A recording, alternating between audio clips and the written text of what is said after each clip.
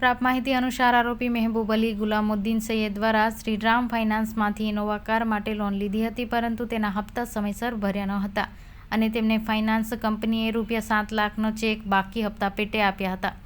જે ચેક પણ રિટર્ન થયો હતો.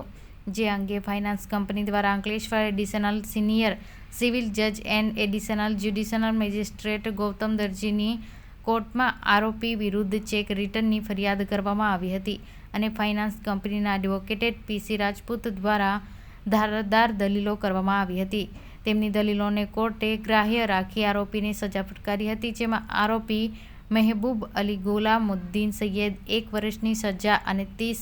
દિવસના ₹7 લાખ ચૂકવવામાં કોર્ટ હુકમ કર્યો હતો અને જો સમય મર્યાદામાં રૂપિયા નહીં ચૂકવે તો વધુ 6 માસની સજાનો હુકમ કર્યો હતો. જ્યારે બીજી શ્રીરામ ફાઇનાન્સ કંપની ફરિયાદીમાં આરોપી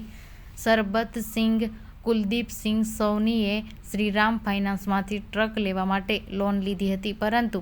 લોનના હપ્તા સમયસર ચૂકવ્યા ન હતા. તેથી ફાઇનાન્સ કંપની દ્વારા સરબતસિંઘે બાકી લોનને હપ્તા પેટે આપેલા ₹4,85,000નો ચેક